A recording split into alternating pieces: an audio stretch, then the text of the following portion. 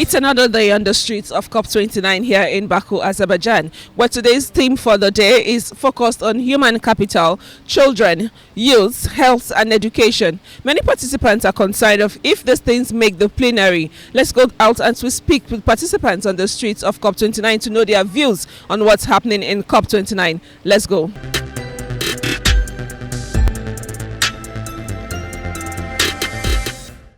One of the very obvious but very critical things that appears to be missing as a critical discussion at the COP, which has been holding, this is the 29th edition now, is the issue of, breaking down climate change as a developmental issue.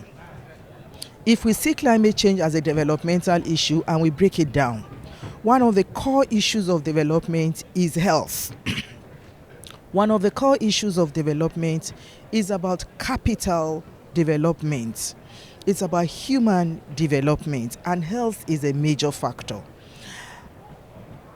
Gradually, it seems to be sinking in. You have some side event discussions, but in terms of critical negotiation table, we're not seeing that really coming out. And I think it's important to come out because the issue of climate change that we're talking about, particularly in the area of pollution, along with pollution comes a lot of devastating health issues. What's going on in the Niger Delta, for instance, there are lots of issues around skin cancer. There are lots of issues about kidney problems. There are lots of issues about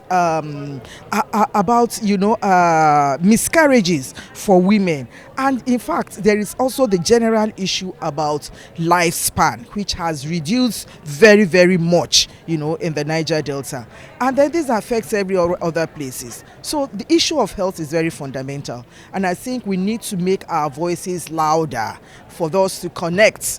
Even the COVID-19 that happened a few years ago, there was a lot of, relationship where the scientists discussed it around the COVID-19 and climate change impact. We are not yet out of the woods, It was COVID-19 maybe about 4 years ago or 5 years ago. It could be something else, and other things are also evolving. So health for me, I think, is very important. Next to that is the issue of the youth. I think we are playing lip service to the issues of the youth. The youth is the future of this world, of this world. The youth is the one that everything, every pollution, every devastation, every ill effect of climate change as we are building it up today, there is a generation of tomorrow that is going to feel the worst impact. Are we thinking about that? Are we remembering that? Are we putting that youth, that generation of tomorrow into the fore when we are thinking about what kind of action to take on climate change? I think it's good that we have the theme of youth mixed with other themes at COP.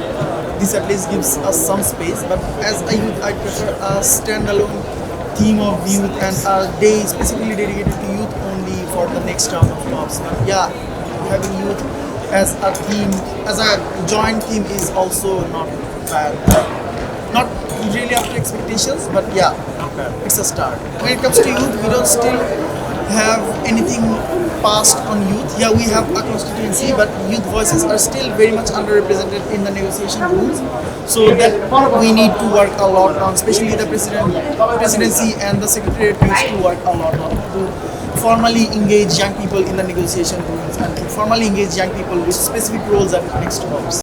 So I think it's great that we have different teams and we can focus on different things. But in general, if we would really consider these specific areas, like for example youth, then we would not argue still on putting fossil fuels in the text or not.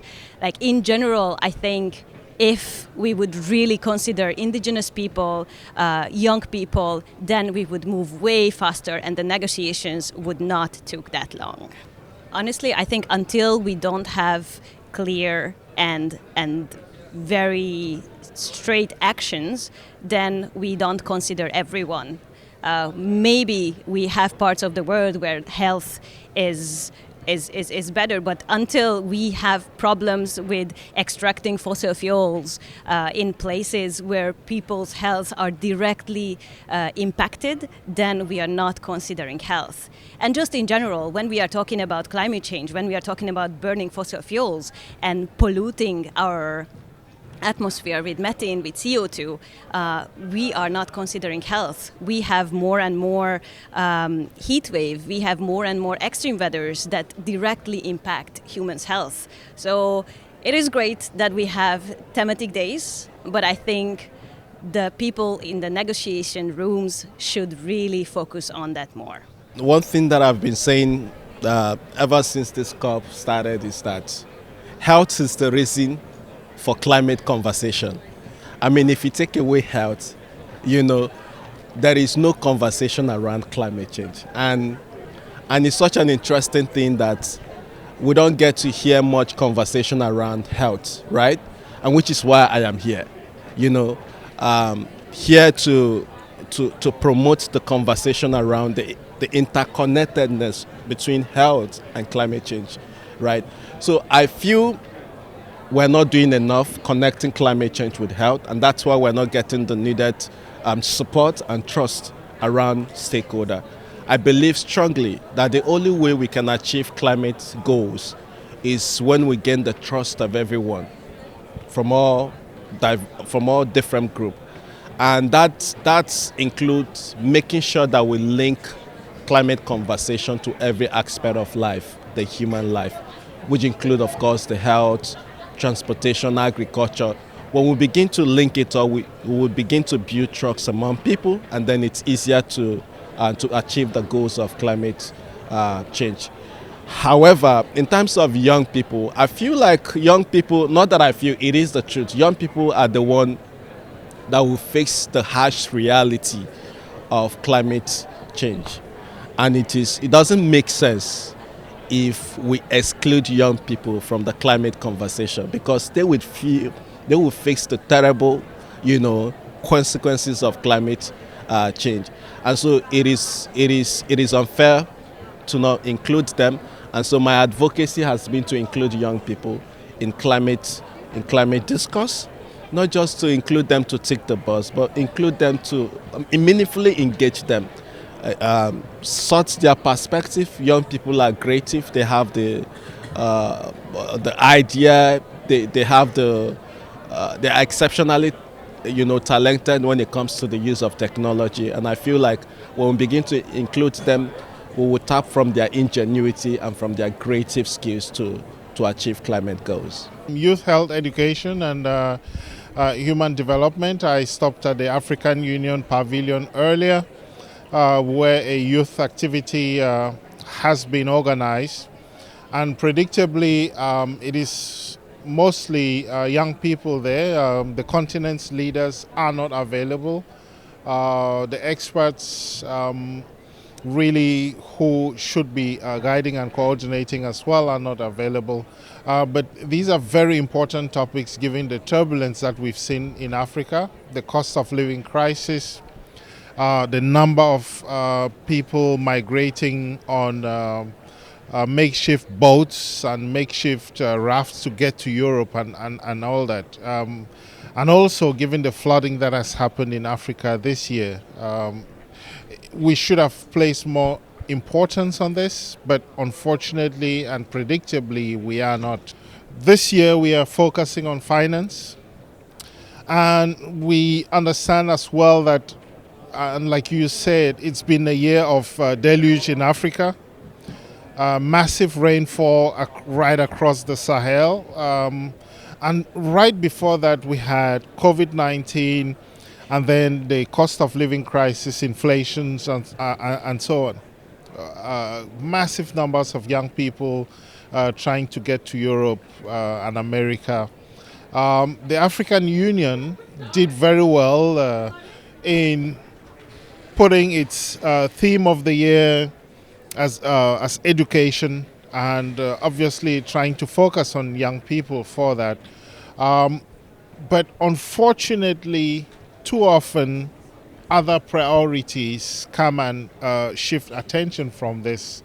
We are not investing as much in education. Civil wars are making it more difficult. But even beyond having an education-themed COP, I believe that we need to first get our governments to take more responsibility, to treat climate change more seriously. And also, we need those who have contributed the most to destroying the planet, who have created a kind of extractivist logic that is dominant in our countries, to start investing more in reparations and to invest more in loss and damage. And also, the 1 trillion per annum calculation that has been made should start flowing to the south so that more young people should get a better education and we can live better where we are, because that is the ultimate goal for young people, to make a better lives for themselves right where they are.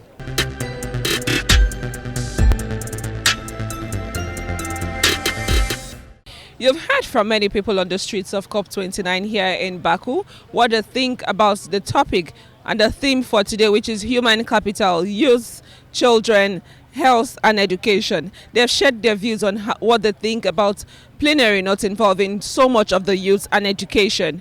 We will be speaking more with more participants on the streets of COP29 tomorrow when we talk about food, agriculture and water. I'm Kome Odomo for HOMEF TV.